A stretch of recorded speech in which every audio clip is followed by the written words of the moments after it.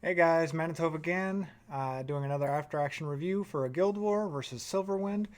Um, Doing this one because I wanted to highlight one particular unit. Let's hop right on in and see what I'm talking about. Alright, in this first round I'm taking on a Kamoon Theo Eladriel, which goes very, very poorly. And then the second round is the unit I wanted to highlight, which was the Fire Barbarian King. After the last patch, Miho became relevant, so let's go ahead and take a look at see how this all played out. Once again, see a Theo, so I took my Leo. Figured I'd be able to CC and hold off their damage with my Water Fairy. But as you see, they immediately, Theo and Eladriel, start working on my Water Fairy, so my CC is quickly depleted and I end up losing this match. Really like the Water Fairy. I see its viability. I need to rework mine to get more accuracy on it, apparently. I did my placement battles for RTA. They didn't go very well. Water Fairy let me down a lot.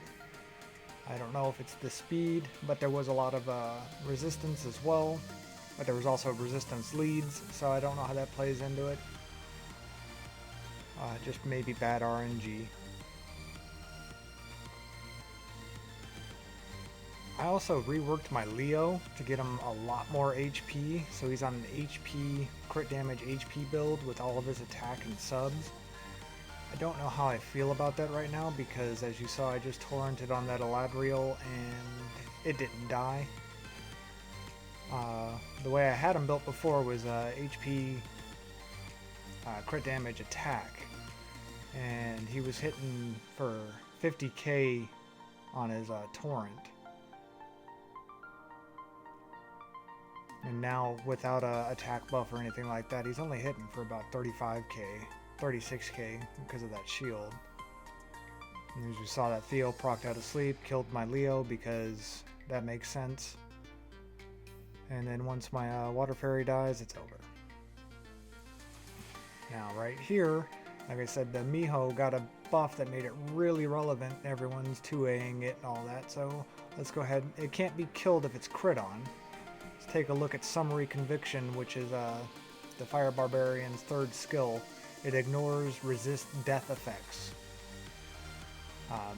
It was a trendy build when Garo became meta relevant. There's a crit, 34k, and a deleted Miho. So, if you're having issues with the Miho in Guild Wars or Siege, I see it being a very viable unit to bring in. I don't know its RTA relevancy. It's sort of not a difficult unit to build because it's an attack type unit, so attack or damage attack or attack or damage HP for sustainability. But its overall kit, it's lacking compared to its brothers, especially the water one that has a lot of RTA relevancy. But the skill 2 does do a stun, so. This next round, I wanted to highlight the Wind Werewolf again. Really liking this guy, Shakan. And I brought in Perna and Rena for support. Taking on a Leo, Belinus, and Dark Sylphid. And once again, second round doesn't go the way I wanted it to. I'll just go ahead and show it to you guys so you can learn from my mistakes. Rena is here to tank both wind units. Shakan is here to deal with the Wind Druid. I can't talk about the Wind Werewolf enough about its relevancy and how good it does in its niche role. Like handling this Wind Druid that's on all these damn defenses now. This Wind Druid I don't like because it's a good unit. Defense scaling, damage dealer, revive, prevent death, self-reser. Its kit offers a lot, and I struggled with it mightily before I 2A'd this Wind Druid, or this Wind Werewolf. But as you see, the werewolf prevented him from self-rising, prevented him from using his skill 3. He's going to keep this Leo's cooldowns, so I don't have to worry about Torrent, and now it's just an easy auto. I would like to get my hands on a Dark Sylph though. I don't have one, and it would pair with my second Molong, so I could have 2 viable Molong comps. And that's the other reason for this. These newer teams, I'm trying to make the Guild Wars more palatable by not running the same safe teams repeatedly. That has obviously impacted my win rate a little bit, but it's fun. I'm learning, testing out new things, not just playing it safe and rocking a Bulwark Molong and taking on every comp I can possibly think of. This is where things go south for me, is I decided to attack the Okeanos with first skill. Mind you, that defense break landed, and my Tiana has exactly 0% accuracy, so I was not expecting that. And of course, he returned the defense break to my Sierra, and then out of 3 turns gets 2 procs, so it pretty much did me in. Mind you, my Sierra is also on a Violent, and I don't think I got a proc there, so I lost the Battle of the Procs and the Battle of RNG. Now for this next one, brought in the 2A Joltan because it's an all-light team. Joltan is amazing versus light units on defense, especially when it's all light, because he's going to tank all the damage. I brought Perna for sustain, and then Lauren for defense break and attack bar manipulation, and then we have a wild Sekmet sighting. Brought her in to handle the Perna and the Wusa, believe it or not. I really like Sekmet. Brought in Ramagos because, as you saw in the first battle, my Leo is no longer with us. And then Rena is there to entertain the Wind Panda.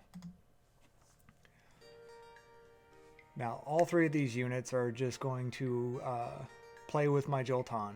My Joltan is, I believe, on a double revenge build. Passively, he's going to deal damage based off of his HP. So it will counteract the Gene's heal on skill 1. Also, when it revenges or when it attacks, it will apply the heal block and the defense break. So I see this as more of a flex troll defense because this guy's got an Artemel and an Iris, and you know, he's a really cool guy. I would do the same thing. I'm not knocking your defense, but it makes Joltan all the more viable to just tank it. As you can see, I'm in no danger of losing. Even with Despair Stuns, it's easily manageable. And like I said, the Perna is there for the sustain. I'm not getting all the procs that I would like, but hey, it is what it is. I think, yeah, both my Lauren and my Perna are on violent builds. But the Jean's down, so now just work on the Iris, keep heal block up, it's going to be an easy GG. The 2A Joltan is a very, very fun unit. I've found multi-uses for it. I really want to stack more HP on it, and it's actually even motivated me to work on my arena towers because they are found lacking, and I never bought the flags for a Guild War. I think they're all like +2, and I did that when they first came out, and I haven't touched them in years. But because of the HP scaling on the werewolves, I'm starting to work on the flags. And as you see right there, stole all the buffs, put Perna on cooldown, and as part of Sekmet's 3rd skill, her cooldown is reduced via the amount of buffs she steals or if she misses the reset. So I once again have it off of cooldown, so I just reset again. And I just want Perna to attack my Ramagos until clean shot can one-shot a unit, and that's basically what I'm going to do. And after Perna's down, my Rena is rocking 100 resistance, so I'm hoping it resists a defense break or 2, so I can attack the Fang Yang with my Ramagos so I can get defense break on him, which will change the target of Fang Yang to my Ramagos once again, enabling the clean shot. And the rest of the time I will be having my Sekmet just applying cooldown reduction and defense break whenever Fang Yan's not in counter mode.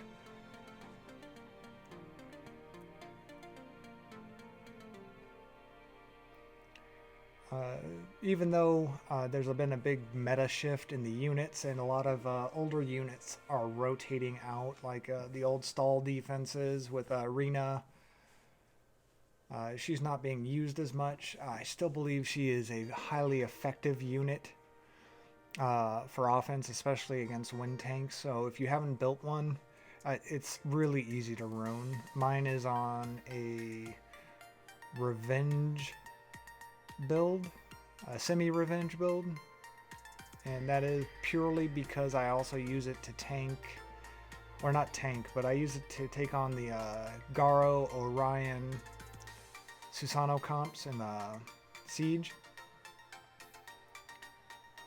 because mine's at almost 40k HP, so even if with the defense break and if Orion does his RNG nonsense, my Rena will survive a Susano skill 2. It's not in any danger, and then it's going to proc the shield, and then it's not going to be able to break the shield again. And I can just destroy health and basically tank out the match. And then when Garo, if it's left down to my Rena versus Garo, the revenge procs from Revenge Runes will proc his passive if he's low enough, and then I can come in on my turn and kill him. That was the whole theory behind building it that way. It's worked out for me multiple times.